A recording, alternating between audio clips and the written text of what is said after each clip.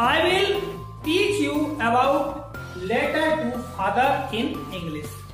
प्रिय विद्यार्थियों, पिछले कालखंड में मैंने आप लोगों को पिता को पत्र हिंदी में लिखना सिखाया था, किंतु इस कालखंड में हम अंग्रेजी में लेटर टू फादर अर्थात वही पिता को पत्र लिखना सिखाएंगे। आप लोग सीखेंगे? बहुत बढ़िया। Let's start.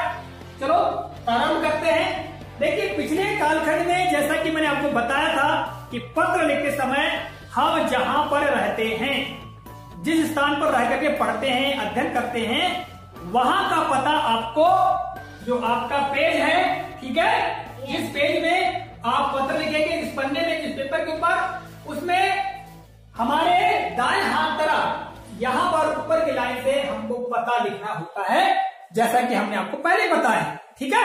और पता के पश्चात आपको क्या डालना होता है? डेट अर्थात दिनांक डालना होता है, ठीक? समझ में आ गई बात?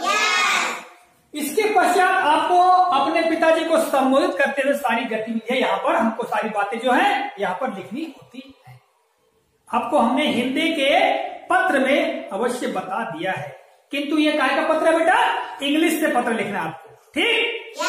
तो उदाहरण के लिए आप लोग जबलपुर में रह करके अध्ययन कर रहे हैं, ठीक है, और आपके पिताजी गांव में हैं, ऐसा मान लेते हैं, ठीक है, और आप जबलपुर के किसी स्थान में रह करके आप वहां पर विद्यालय जाते हैं, अध्ययन करते हैं, तो आप वहां से अपने पिता को पत्र लिखेंगे। काय के लिए?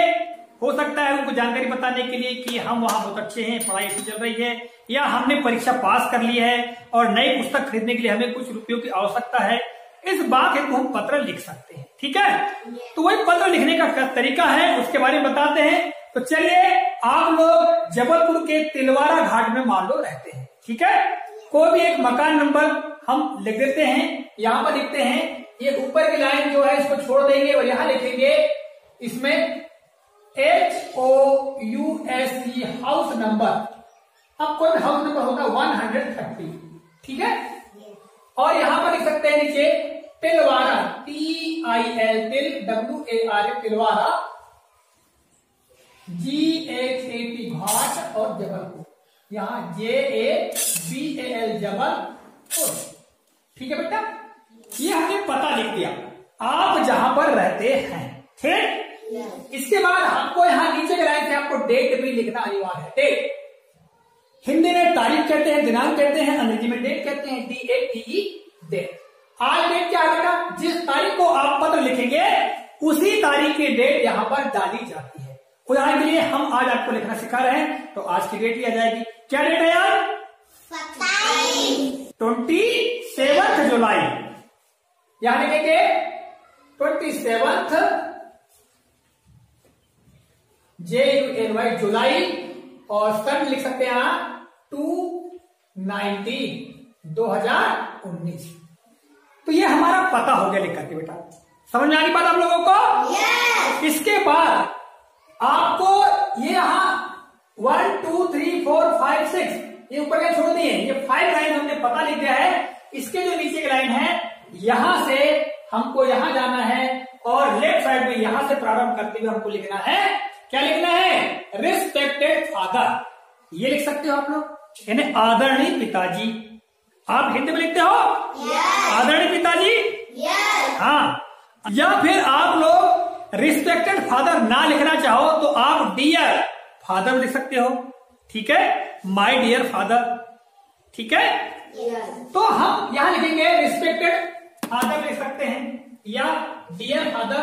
तो यहां पर लिखेंगे बेटा my dear, DEAR dear father, FATH या फादर, और यहां लगाएंगे कॉमा, ठीक है, यानी मेरे प्रिय पिताजी, ऐसा लिख सकते हैं, ठीक है।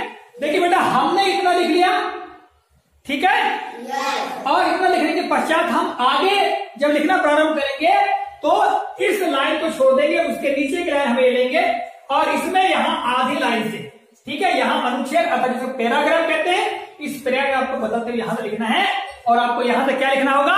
सबसे पहले अपना हालचाल लिखना होगा कि हम कैसे हैं। तो हम क्या लिखेंगे?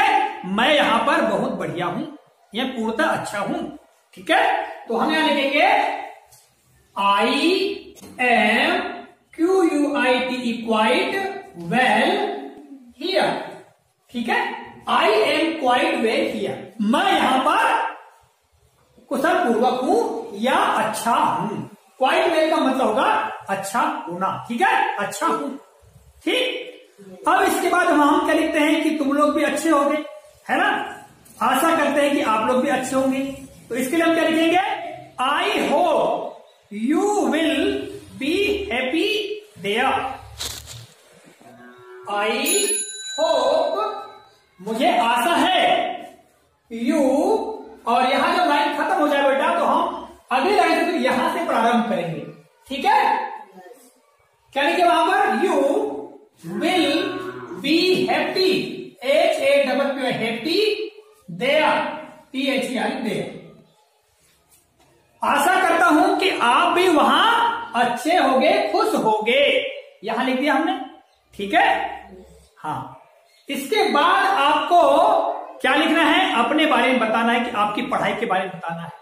हो सकता है आपने कक्षा चौथी को बड़े अच्छे से पास कर लिया, या जो पांचवी पढ़े तो पांचवी को बहुत अच्छे से पास कर लिया है, तो आप क्या लिखेंगे, you will be glad, GLAD glad, to know that, यहां लाइन खत्म हो गई बेटा, इस पर यहां लिखेंगे आई हैव पास्ड। अब यहां पर आपको जो फोर्थ वाले का फोर्थ लिखना और जो फिफ्थ वाले का फिफ्थ लिखना है। तो यहां पर उदाहरण के लिए हम फोर्थ वाले फोर्थ लिख करके TH लिखना है, फोर्थ क्लास, और 5 वाले जो पांचवी पढ़ रहे हैं वो यहां पर 5 करके TH लिखना है। ठीक है बेटा, बस इतना अंतर कर बेटा, पांचवी वाले 5 और फोर्थ वाले 4। ठीक है, फोर्थ क्लास विद 90%। अब बेटा इसका हिंदी में क्या होगा, you will be glad to know, अर्थात तुम जानकर खुश होगे दैट कि I have passed fourth class with 90%, मैंने कक्षा चौथी 90% बना करके पास कर लिया है। ठीक है, यह पांचवी जो है मैंने 90% बना करके 90% में पास कर लिया है। ठीक है, हाँ। अब इसके बाद आप लोगों को आवश्यकता होगी नई कक्षा के लिए पुस्तकों की या कोई और अन्य जो चीज है मतलब पढ़ने लिखने की, उसकी आवश्यकता होगी, तो आप उसका विवरण आगे लिख सकते हैं। तो आप लिख सकते हैं I need some new books for next class. इसका मतलब क्या होगा, आई नीड मुझे आवश्यकता है, सम न्यू बुक्स मुझे नई पुस्तकों की आवश्यकता है, फॉर नेक्स्ट क्लास अगली कक्षा के लिए। ठीक है, अगली कक्षा के लिए मुझे क्या होता है, कुछ नई पुस्तकों की आवश्यकता है।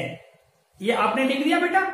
इसके बाद आप लोगों को लिखना पड़ेगा कि आप मुझे कुछ रुपया भेज दें। ठीक है, अब यहां लिखेंगे इसे क्या कहते, सो ACND send me 200 rupees by money order. Money order को AOB लिख दो बेटा। ठीक है, तो देखिए यहां पर हमने आगे लिख दिया सो सेंड मी, इसलिए तो इसलिए सेंड मी मुझे भेजें। यहां देखिए हमने एक चिन्ह बनाया बेटा, रुपये का चिन्ह है ये ऐसा, ये चिन्ह हमने ऐसा बनाया, र टाइप का बनाया ऐसा, और इसको हमने बीच से काट दिया, तो ये काय का प्रतीक है, रुपये का। ठीक है, आजकल हम जितनी भी रकम है, राशि है, उसके पहले ये चिन्ह बना देते हैं, और इसके बाद हम 200 लिखे हैं, 200 लिखे, तो इसका मतलब 200 रुपये होगा। ठीक है, हाँ, तो so send me 200 by MO. MO का मतलब एम से मनी और ओ से ऑर्डर। ठीक है बेटा, इतना लिखने के बाद में हमको हमारे घर में माता जी भी होती हैं, छोटे हमारे भाई बहन भाई भी होते हैं, तो माता जी को हम प्रणाम कह सकते हैं पत्र में, और अपने छोटे बहन भाई को प्यार कह सकते हैं। ठीक है, तो इसको हम क्या करेंगे, नेक्स्ट लाइन में पैराग्राफ या अनुच्छेद बदल करके लिखेंगे। ठीक है, यहां क्या लिखेंगे, please PLE please convey my best regard to to my dear mother and love to Chinki. देखिए आपके घर में आपके छोटे बहन भाई का नाम चिंकी, मिंकी है ना, छोटू, गोलू, पप्पू, कुछ भी हो सकता है। तो आप यहाँ पर ये लिख दिया। इसका मतलब क्या होता है हिंदी में? Please convey my best regard. Please कृपया कन्वे, कन्वे मतलब सूचित करना, ये बताना, ठीक है। माई बेस्ट रिगार्ड मेरा आदर है ना, मेरे द्वारा सम्मान, मेरे द्वारा प्रणाम। यहाँ रिगार्ड का मतलब सम्मान, प्रणाम, आदर, ये इसका मतलब होता है बेटा, ठीक है। तो माई बेस्ट रिगार्ड यानी मेरा प्रणाम टू माई डियर मदर, मेरी प्रिय माता जी को, एंड और लव टू चिंकी, और चिंकी को मेरा प्यार, ठीक है। और इस तरह लिखने के बाद हमारा पत्र यहाँ पर समाप्त हो जाता है। बेटा यहाँ पर पत्र समाप्त होने के बाद में एक पंक्ति आप लिख सकते हैं, एक लाइन लिख सकते हैं, थैंक यू वेरी मच। क्या लिख सकते हैं? Thank you very much. THAN की thank, YOUVERY very, MUCH thank you very much, बहुत बहुत धन्यवाद, ठीक है। और इसके बाद यहां पर आप लिख सकते हैं आपका प्रिय पुत्र। तो आप यहां लाइन लिखेंगे your YOUR your loving, LOVING loving. अब देखिए यहां पर जो लड़के हैं वो लिखेंगे सन, और लड़कियां क्या लिखेंगी? डॉटर। क्या लिखेंगी? DAUGHTER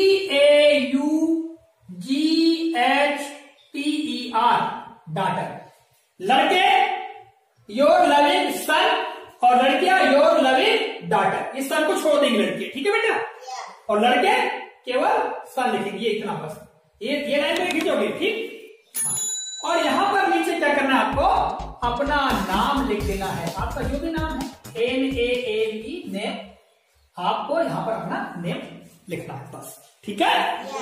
और इस तरह बेटा ये हमारा जो लेटर है, ठीक है, लेटर टू फादर समाप्त हो जाता है, ठीक है।